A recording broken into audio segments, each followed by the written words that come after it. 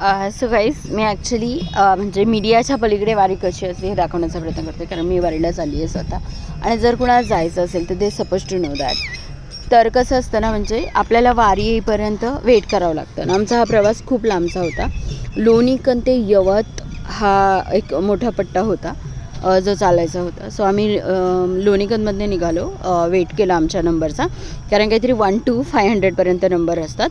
आणि महाराजांच्या आधीच्या दिंडी गेल्यानंतर त्यांचा ते काही नगाडा वगैरे वाजतं, त्याच्यानंतर आपण त्यांच्या रथाच्या पाठीमागे चालायचं असतं.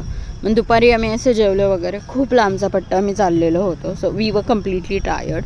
तर असं टेम्पो वगैरे असतं जे तुम्हाला, जर तुम्ही खूप थकले असाल तर ते तुम्हाला तुमच्या मुक्कामाच्या ठिकाणी घेऊन जातात. सो मी पण बसलेली आणि मग आम्ही मुक्कामाच्या ठिकाणी आलो. तर प्रत्येक मुक्कामाच्या ठिकाणून महाराजांचा रथ जातो असा नाही. मी तुकाराम महाराजांच्या दिंडीत आहे, बट हे जे माझं प्लेस होतं इथनं तुकाराम महाराजांचा रथ जाणार होता आणि माझं अजूनही दर्शन झालेलं नाही आहे. त्याचं रिझन म्हणजे माझ्या पायाला मुरगळा आलेला आहे आणि मी फार गर्दीत नाही जाऊ शकत रिस्कमध्ये.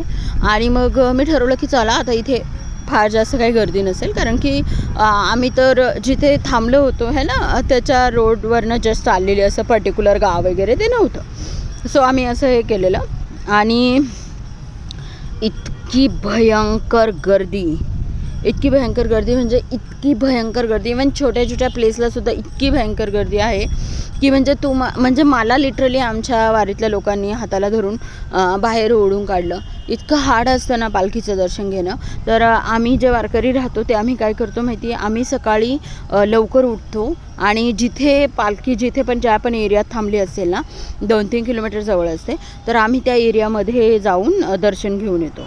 आणि हे जे आहे ना पालखीचं आमचं हे जेवण वगैरे जिथे आम्ही राहिलेलो, ऑनेस्टली टेलिंग ते राजस्थानी लोक होते आणि त्यांनी आम्हाला एवढं छान फूड आणि म्हणजे एवढं छान.